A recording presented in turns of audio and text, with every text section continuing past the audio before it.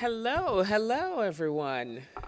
Good afternoon, and thank you so much for joining us here today. My name is Michelle Jawando, and I have the distinct privilege of serving as the Vice President here at the Center for American Progress for our legal progress work here at the Center. On behalf of our founder, John Podesta, and our president, Neera Tanden, it is my distinct pleasure to welcome Senator Sheldon Whitehouse, who joins us today to discuss his new book, Captured: The Corporate Infiltration of American Democracy. Captured is a powerful chronicling of the corporate influence of money in American politics and the federal courts. What's exciting about the book is it begins with the founder's view of what few corporations existed at the birth of our dear republic, and it takes you on a journey through history as corporations exploded in the 1800s, and then as progressive reformers worked to limit their impact on our democracy. In Captured, Senator Whitehouse lays bare what can only be described as an existential threat to our very system of democratic governance. Here at the Center for American Progress, we have spent the last decade alerting the public to these very threats. In one of our recent reports, Reviving Antitrust, CAP, we highlighted the concerning indicators that the economy has grown far too consolidated. Our Director of Democracy Reform, Liz Kennedy, who you'll hear from shortly, has spoken out frequently about the growing rise of big money and how it undermines our democracy. And research by my legal progress team demonstrates how the legal philosophy put forth by Neil Gorsuch, the man President Trump has chosen to replace Justice Scalia, would dismantle the government's ability to protect us from corporate abuses. What does this all mean for you and I? As Senator Whitehouse and so many others have shown, it means higher prices for goods and services, small businesses shut out of markets, lower wages, less innovation and choice, dangerous food and drinking water, and broader trends like the deindustrialization of the Midwest. Given all of this, we need lawmakers like Senator Whitehouse, the frank and honest truth tellers, now more than ever. A former state and federal prosecutor, Senator Whitehouse knows what it means to serve the public interest and win. As a prosecutor, he took on government corruption, organized crime, corrupt businesses. And as a senator and a member of the Committee on Environment and Public Works and the Committee on the Judiciary, he has been a fierce advocate for environmental protections and for judges and justices who respect our laws and the regulations that keep us safe and healthy. One of the most important decisions by Senator Whitehouse recently has been his announcement of his opposition to Judge Gorsuch for the Supreme Court. It's not hard to see why. Judge Gorsuch's legal career has consisted primarily of representing large corporations. He has consistently ruled against the little guy on the bench and has publicly argued that it would be harder for people to band together to hold Wall Street and huge corporations accountable for fraud and other wrongdoing. In one case, he took the extreme position that there should be a fundamental constitutional right to give unlimited political contributions. We here at the Center for American Progress believe that the Senate should firmly reject Judge Gorsuch's nomination, and we are fortunate that leaders like Senator Whitehouse have time and time again stood up for the American people and stood up for the public interests of each and every one of us. We need more leaders like him in Washington. Please join me in welcoming to the stage the Honorable Senator Sheldon Whitehouse for a riveting conversation on Captured: The Corporate Infiltration of American Democracy. You like that, sir?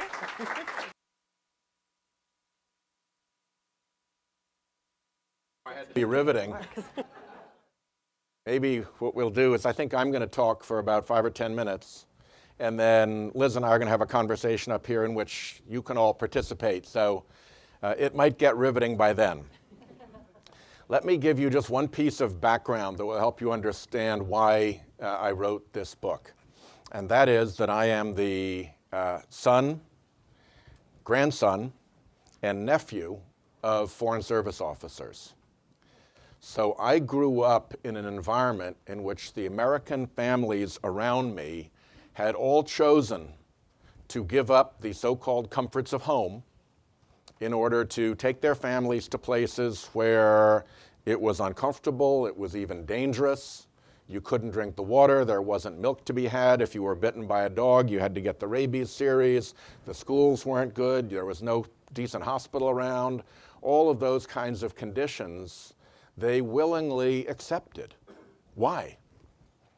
It wasn't a generation that talked about it much, but it was clear that something about America mattered a lot, and they wanted to be a part of it.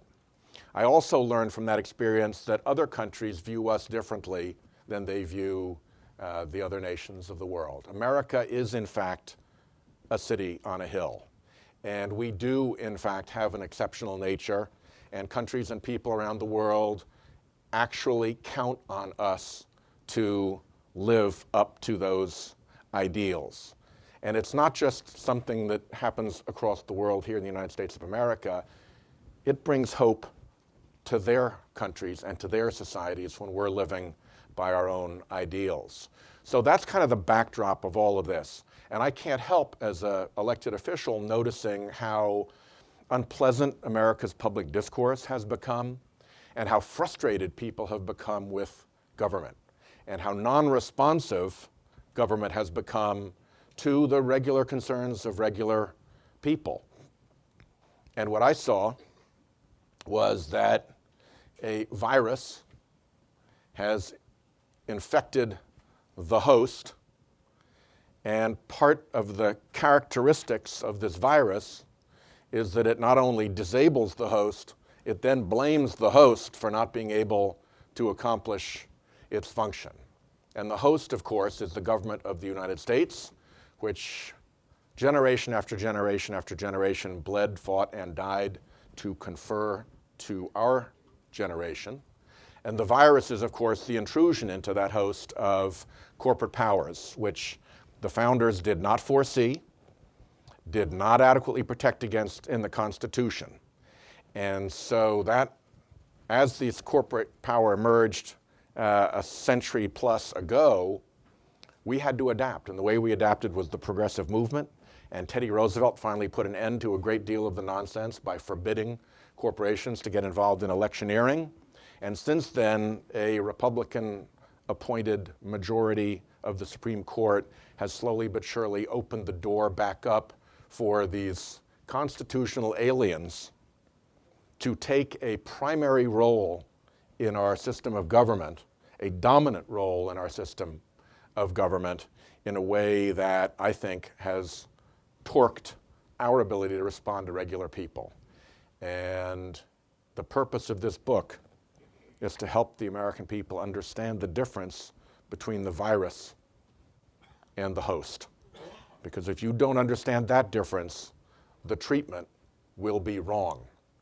I'll close with Thomas Jefferson's remark. After corporations began to grow, he recognized that they'd missed the ball on corporations when they wrote the Constitution and the Bill of Rights.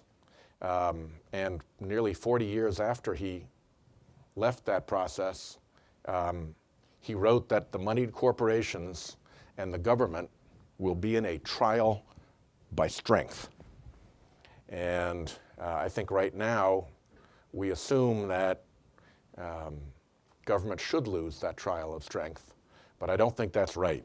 I think there needs to be a proper balance, and that proper balance has been lost in the rout of corporate power that my book documents. So we can go to the conversation now, if that works for you, Liz, and thank you all for being here to have a conversation about this. It's a pretty baseline feature of our democracy, and I think when people look back a century from now, assuming they're still doing history then, this will be the battle of the age. Exactly right. Well, thank you so much. Yes, why don't you sit right there?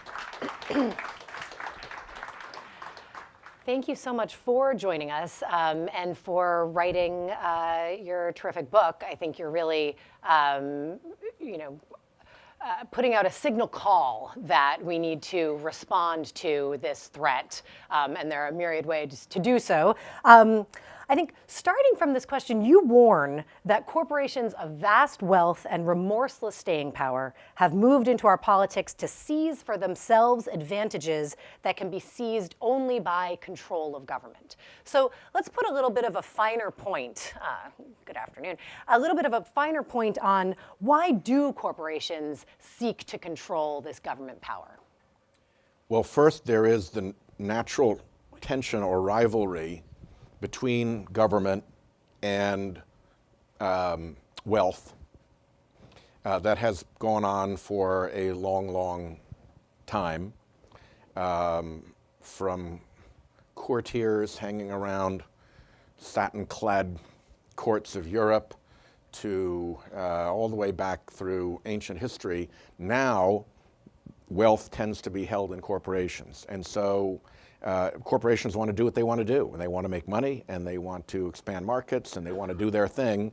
And the resistance to them is the protective regulatory environment that government creates so that they don't go toxic and start doing things that harm people, that keep them on the rails of productive, beneficial production for the benefit of the people who ultimately are at the receiving end of all of this. So they have an institutional interest in trying to deprecate and derogate government and get it out of their way, and they're doing a hell of a good job right now. They also have a very strong interest in seeing that their hand does not show in all of this. This is not like the New England Patriots holding up the trophy when they win because they're proud of their victory. Corporate forces don't want to advertise their victories. They want them quiet, and they just simply want the results. So we underappreciate, I think, as a public, the extent to which their relentless force has actually come to dominate our public discourse and our public institutions because they don't want us to know. So that combination of government being the great rival of great economic powers and the economic powers wanting to control it and not wanting people to know brings us to where we are. And I do think that that the next step, we have to unmask this kind of ideological attempt to control the public by the private sphere. And I think one important way to do that is by defending the necessity and the utility of the public sphere and kind of how government can protect freedom.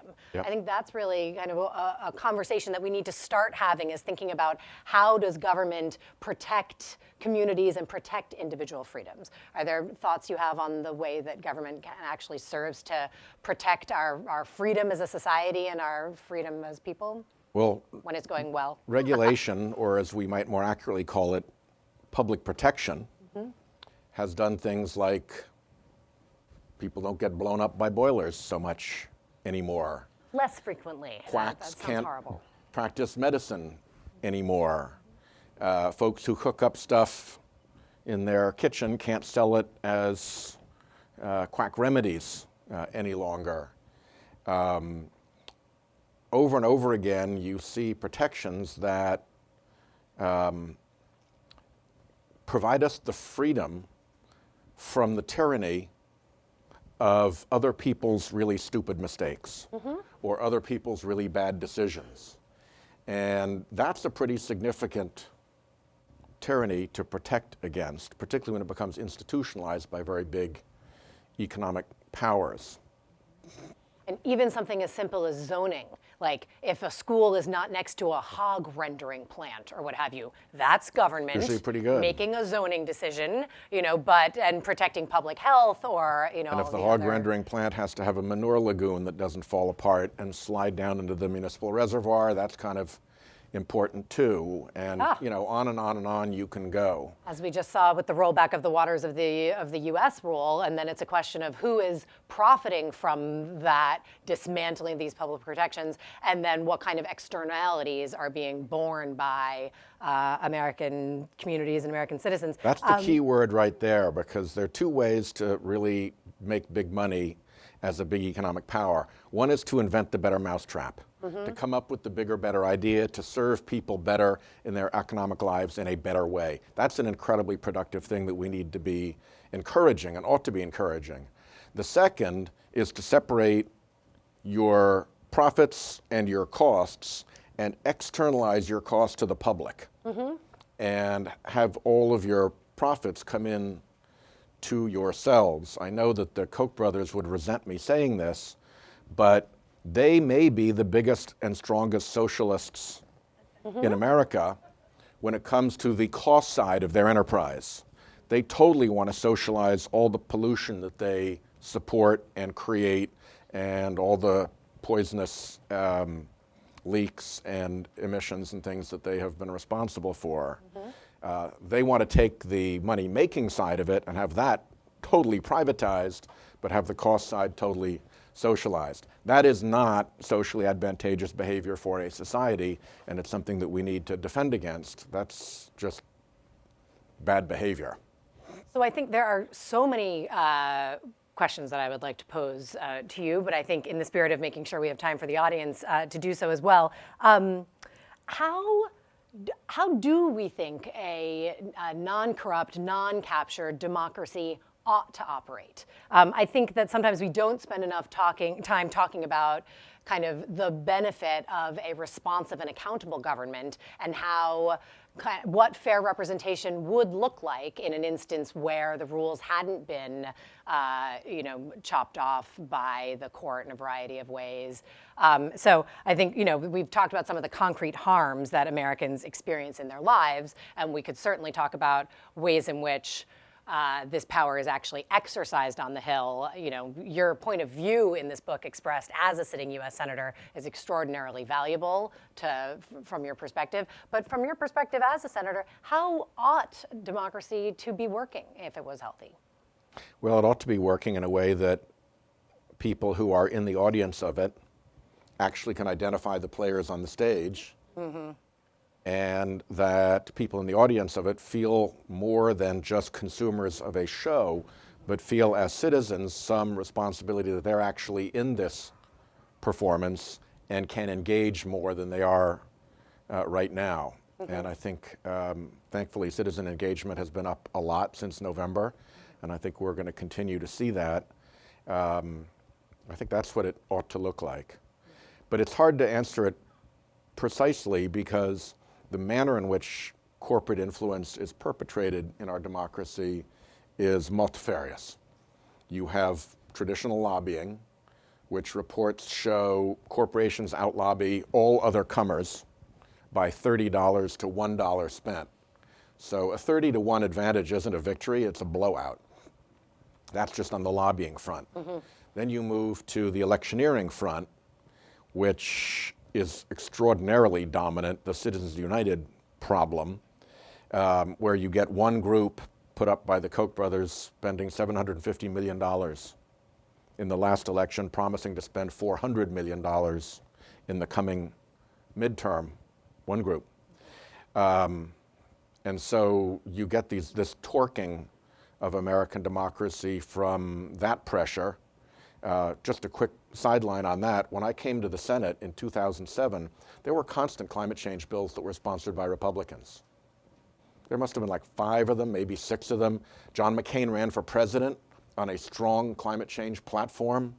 We weren't there yet, but the thing that you want to see, which is a vigorous and open discussion about the issue, was taking place. 2010, Citizens United decision, asked for, anticipated, and executed on immediately by the fossil fuel industry. Boom. That heartbeat of bipartisan activity on climate change flatlined from then forward. And so there's one really powerful effect, and it wasn't of increasing public participation, it wasn't of increasing debate, It was basically allowing big powers to squelch debate. Then you go on to regulatory capture in the administrative agencies, which is something that people have been observing since Woodrow Wilson was president. Then you go on to what has happened in the courts as the result of very distinct efforts to pack courts with so-called business-friendly judges, and even if they haven't packed them, or even if they have, to go out and educate them in these kind of right-wing deregulatory holidays, where you get to do a little fly fishing, a little swimming, a little whatever in a fancy resort. It's a In the camp, meantime, but you it's learn, a re-education camp. yeah, sort of, as Jane Mayer said, part Maoist re-education center and part Club Med. Exactly. And then the weirdest part, I think, of all, and the last part that I'll mention, is the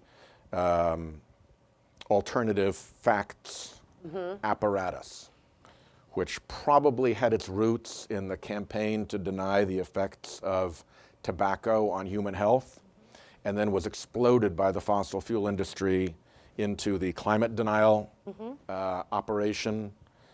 Climate denial was the original fake news. And now it's propagated, metastasized even beyond that into a more general effort. But that is virtually all corporate-led and has a corporate purpose at trying to dissuade the American people that action is required on things that would defend their health. Exactly, and I think that even in 2009, there was public opinion research showing that people were very concerned that big money in politics was preventing government from acting to address massive wealth inequality, the crisis of climate change, other public health issues, and I think we've gone even further now into trying to kind of obfuscate what even is true. So the language around some of this, so Orwellian. The tobacco industry referred to that throughout their many decades as smoking and health. Just two things that are going to talk about together. How do you, and I think that we're at really a crisis point because we've seen this absolute cratering of trust in government. And if you have this kind of alienation in the public, I guess what can we tell people can be done about this as a problem? Because I think that that's where many people know this is a problem. The more your book really helps explain, really crystallize examples and all of the different policy levers that are kind of on-ramps and pressure points for these immense corporate powers to prevent government from being responsive, accountable. But I think sometimes the response has been a cynicism, the rich will always rule, there's nothing we can do. But I loved that your book really included the history of a lot of the fights that have happened. We've won this before. We've won this before, so how are we going to win it again? Well, I think disclosure and transparency are a key tool. And that should be an absolute front and center consideration, because if we fail at that, everything else becomes much more challenging. There's leverage in having the American people understand who's doing what to whom and who's behind what mask and why things are happening the way they are. And that is, I think, why I wrote the book. The other thing is we have done some cultural changing in my lifetime. When the Cuyahoga River caught fire, people were astounded, and Earth Day took place, and a whole array of environmental legislation emerged, and frankly, the trajectory of our treatment of the planet had a very significant shift as a result of all of that, for the good, and we see it everywhere. Similarly, in our diets, I can remember going to my first health food store in college, and it was like this weird place where you had to bring your own scoop, and if you weren't a member, they wouldn't sell to you, and people's heels were backwards on their shoes, and it was all like eccentric and out of the norm. Now you go to Whole Foods and it's a palace of commerce providing a lot of better quality organic food for people. I think a lot of people have been left behind in that transition, but for those who made the transition, it's been huge.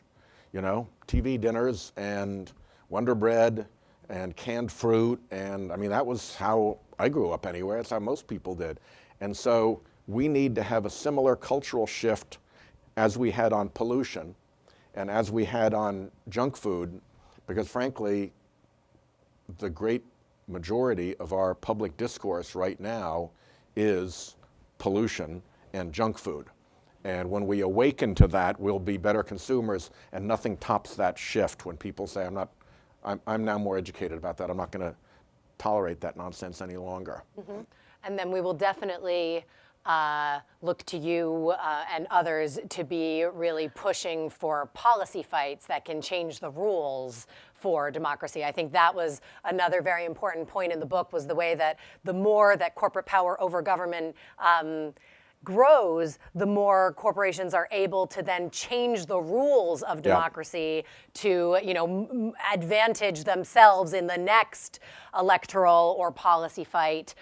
So I think, we certainly have policy proposals. We very much support the Disclose Act, disclosure of money in politics, requiring people to stand behind their interventions in our political sphere with now unlimited amounts of money, is completely constitutional, has been upheld by the Supreme Court 8-1, even in Citizens United. They assumed all of that new corporate political spending would be disclosed and subject to shareholder democracy. And yet we've seen $800 million in dark money spent since the 2010 elections, a totally new kind of cancer on American democratic discourse. So I think, moving for discourse. They're not just about winning the fights, they're about changing the rules so that they have a better shot to win the fights. And that upshift is pretty dangerous because it intrudes on the basic principles of democracy. I think that Americans have been demanding democracy back. We see, huge bipartisan support for the most basic proposals here, and we've seen a lot of policies succeed at the state level, whether it's Connecticut with its restricting lobbyists to donating only $100, and how their public financing system also then allowed the Connecticut state government to have the freedom to pass policies like paid sick leave. So there's another, we can have kind of a virtuous version of this as well. South Dakota passed a great set of ethics and money in politics reforms recently at the ballot. And other folks did. So we're looking forward to continuing to build on that, build on impacting the new problem of foreign money and other interventions in our elections. And of course, just generally, how can we really fix the lobbying system, I think, is to break the nexus between Wall Street and Main Street. Yeah, just one little problem about dark money.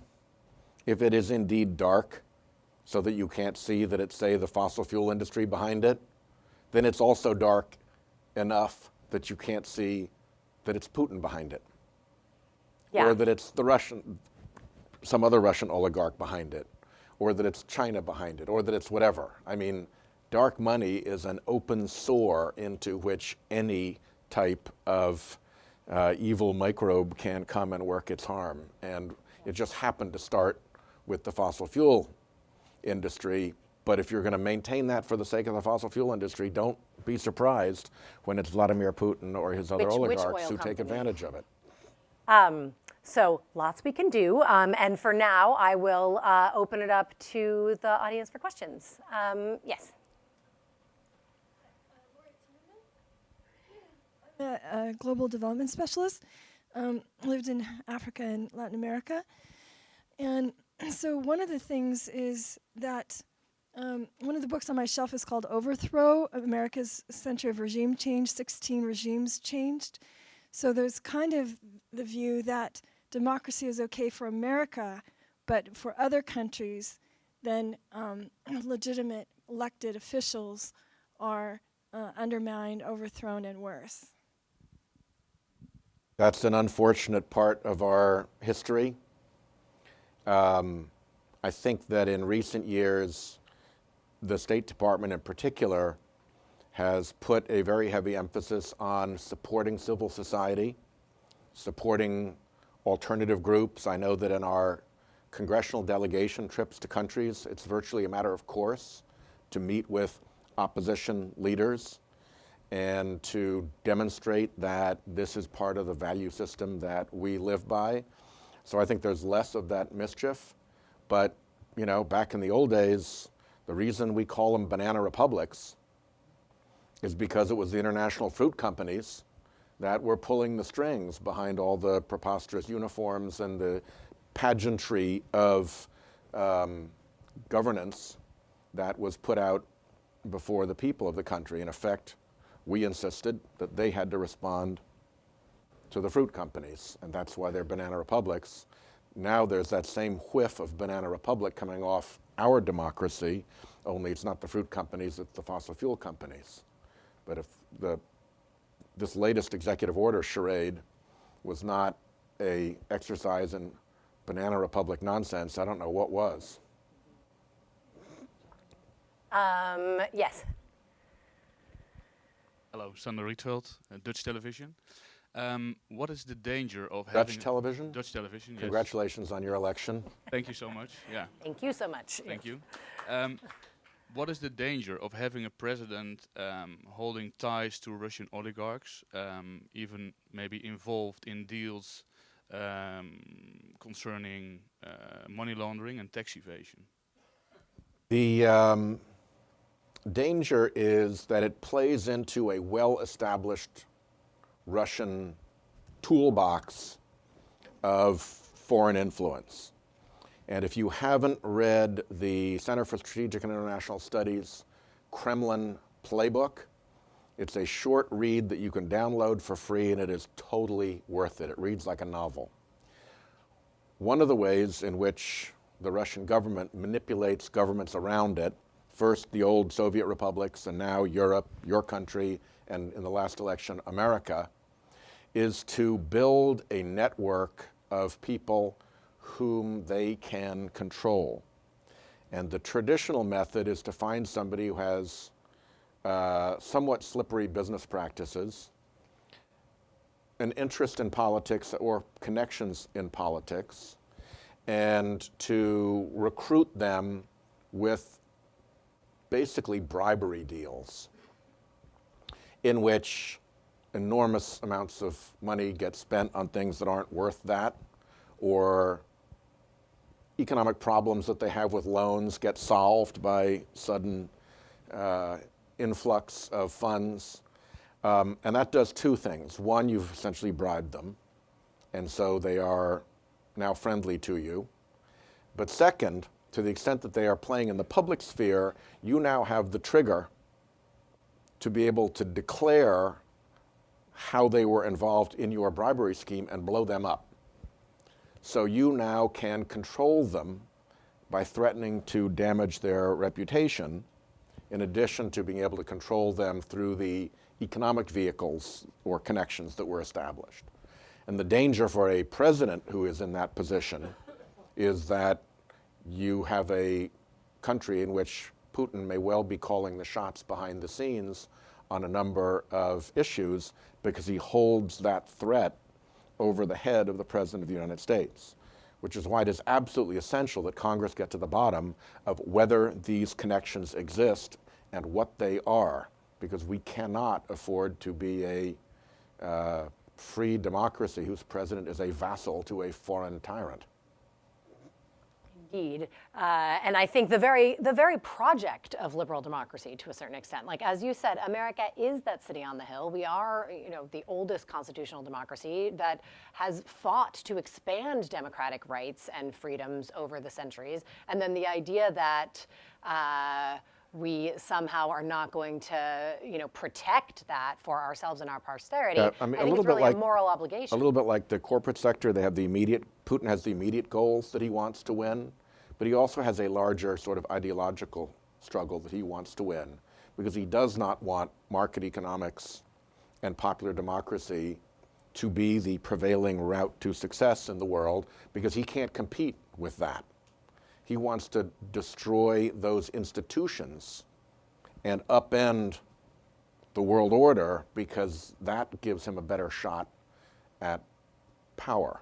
If you're him and you're looking at what Russia looks like now, economically, socially, demographically, you've got no good future under present rules. You have got to disrupt the system, and market economics and popular democracy are not your path.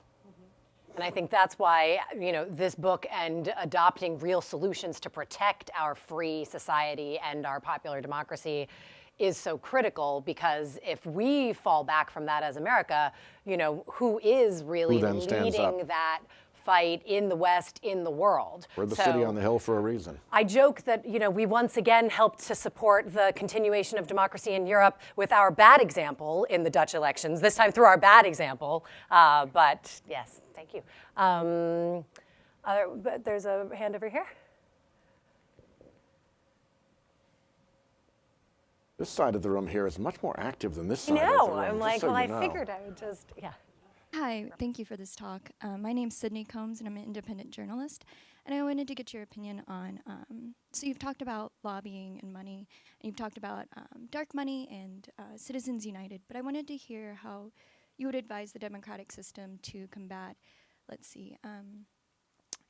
the leverage that corporations have over senators in talking about investment in their state. So saying, we'll open a plant or a factory in your state if we like your politics. So how do you suggest politicians battle that? I don't see that as being a danger of the category of the other ones, because to a significant degree that self-regulates in that you're benefiting one state and you may buy loyalty for the senator from that state, but you've made rivals of other states where you're not creating that factory or that facility. And so I think that has a tend to kind of self-correct, and it's very hard to pick out the difference between being a loyal constituent serving senator and having there be some improper degree of influence. I think where things like that get a little bit weird is where the state starts to torque its rules in ways that give unfair advantage and hurt the public at large. And the perfect example of that was South Dakota recruiting credit card companies by dumping all their consumer protection laws shortly after the Supreme Court had decided that consumer protection laws would be determined based on the locus of the bank rather than the locus of the consumer. Once they made that fateful decision, it was only a matter of time until some state realized, wait a minute, if we have the worst consumer protection laws in the country, then we can use that to attract banks to have their headquarters here, and then they can take our horrible consumer protection laws and use that as they do business in all the other states where our terrible laws trump the local states' consumer protections because of the Supreme Court decision that made the bank's location the call. So it can kind of turn toxic that way, but I don't see it as a structural political risk in the same way that the electioneering money is or the lobbying money is. There's, okay, sure. This is clearly the active side of the room I here. think, yes, and this one was standing, so I think. Thank you, Senator. My name is Hank Prensky from Get Money Out, Maryland. We're a statewide all-volunteer group seeking Maryland to be the 6th state to call for a amendments convention to overrule Citizens United. There's 3 things I want to thank you for. First, your great new book. Secondly, your pointed and incisive questioning of Judge Gorsuch on the issue of his likely support for greater corporate control of our democracy. And finally, to thank the people of Rhode Island and their state legislatures for recently applying to the Congress for an Article 5 amendment to draft the 28th Amendment to overrule Citizens United. So much of what you've said points to the problem of unlimited, undisclosed money. What are your thoughts about the possibility of Congress, like the Senate did in 2013, writing an amendment to overrule Citizens United? And if that is not too likely, as I suspect, what are your thoughts on the Article 5 demand for a convention of the states that may eventually prod Congress to do the right thing? Yeah. If we're going to fix this by constitutional amendment. I'd rather try to frame the constitutional amendment at the beginning and move that through Congress and then out to the states following the trajectory of the Equal Rights Amendment. We know how hard that is because we can look at the history of the Equal Rights Amendment. We can see. I worry a little bit that we're in one of those situations where corporations have achieved enough power and have overwhelmed the natural balance of the system enough that if we had an open convention, we might very well get badly rolled. So I'm anxious about that. I think our opening shot needs to be to pass the disclosure or some kind of good disclosure law. And I think that we're now in a political position where although a lot of Republicans will hate it because they have a massive political advantage in the dark money spending, there are enough of them that are angry enough about being bullied, and there are enough of them that worry about where the bullying is going to lead their party, that I think we're starting to see some daylight and some chinks that can be exploited with some popular pressure. I don't think Tea Party people think that it's a really cool idea for huge corporate interests to be able to control the democracy of the founding fathers with secret money. So I think that there's a populist across the board consensus on this, and we should seize that advantage first and really push hard to try to get that done. It was interesting to me when the recent report came out recommending that there be a carbon fee for as a solution to climate change, and 3 very respected former Republican secretaries of the Treasury, as well as the chairman of the Walmart Corporation, and 2 chairmen of Republican Presidential Councils of Economic Advisors all agreed on, but they went beyond the plain vanilla of why a carbon fee was an effective market solution to this problem. And they added the political observation that if this was all a Republican effort, if our Republican Party doesn't get this right pretty soon, we are going to pay a price that will damage our party for generations. So that, to me, is a pretty clear code saying, guys, if we let these special interests jerk us around this much, this long, we're going to look like jerks. And that is going to hurt us for a long, long time. And as that spirit emerges from leaders in the Republican Party, I think that's a real advantage for getting something done. Thank you. I think that we thank you all for all of your interest. I think we're going to wrap so that the senator has some time to sign some books out in our lobby. This has been a really wonderful conversation. Thank you for making the time to be with us here today. Then thank you for your continued leadership on these issues. Well, a big thank you to the Center for American Progress and to all of you who support it, because it is a very key voice that, in my view, does a very good job at representing the structural interests of a real American democracy and the economic interests of real American people in a world in which there are a lot of phony baloney front groups that have lovely, historic, founding father, cozy names, but they're, in effect, slimy tentacles of a big operation. Yeah. And we need you. Thank you. Thank you so much.